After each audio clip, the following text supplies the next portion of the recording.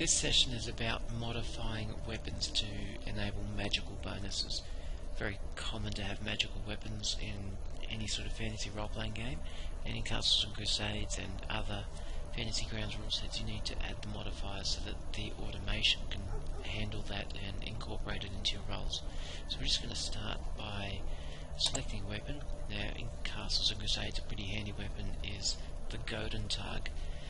We'll drag one of these, stick it into the inventory, and we'll close that. Now you can see here that we've got a Golden Tug.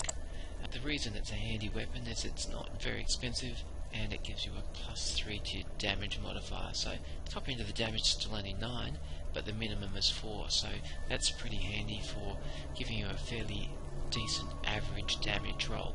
But what is a Golden Tug? Golden Tug is a pretty simple weapon.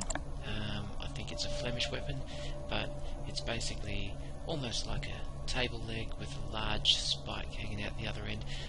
Some Golden Tugs also have spikes coming out of this steel cap, so it can be used as a clubbing weapon with the spikes and also a thrusting weapon, or even like a lance or a spear against a cavalry charge.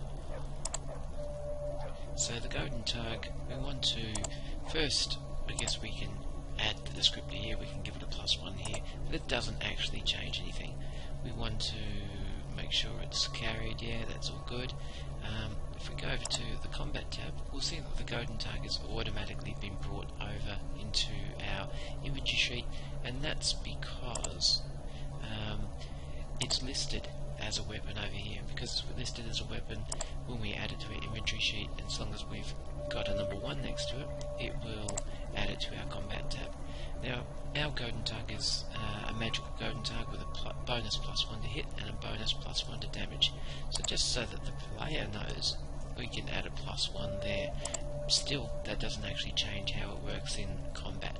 So what we need to do is go over to the magnifying glass, and in the magnifying glass we have an option to add any bonuses to hit. That's what the BTH abbreviation is for, and in this case our weapon already has the +3 modifier to damage, but it's a +1 weapon, also giving an additional +1 to damage, so we're going to change that +3 to a +4, and that's really all we need to do. So when we do an attack roll with that Golden Tug now, it will automatically add a +1 to the to hit roll, the attack roll, and will also do a +1 to any damage roll. Now another handy thing you've probably noticed in Fantasy Grounds is when you add a weapon like a spear or a club, which can be used as both a ranged weapon and a melee weapon, we get 2 entries over here in our combat tracker, and one of them is listed as a thrown weapon and one listed as a melee weapon. In this case, I've got a magical spear that is a +1 when used as a melee weapon, +1 to hit and +1 damage, but this particular weapon is +2 to hit when thrown, so it has some increased accuracy when used as a thrown weapon, still giving the +1 damage. So the system is very flexible.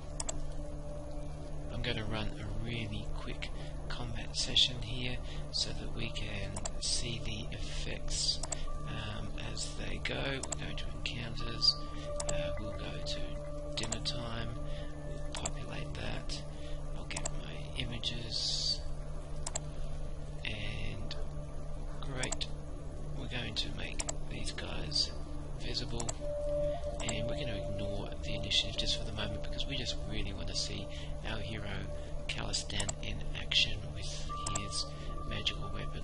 So what we'll do is we'll use the spear as a melee weapon. So on Calistan's turn, he is going to target Hobgoblin number 3, and he's going to roll an attack. So we can see here that we've got the spear +1/+2 attacking at the Hobgoblin number 3, it's a hit, and now we can roll the damage dice. Pretty much we can see that we've again got the bonuses to damage, so spear +1/+2 gives us 3 damage +2, which is +1 for our strength, and +1 for the weapon damage itself. And that's weapons or enabling magical bonuses on weapons in Fantasy Grounds.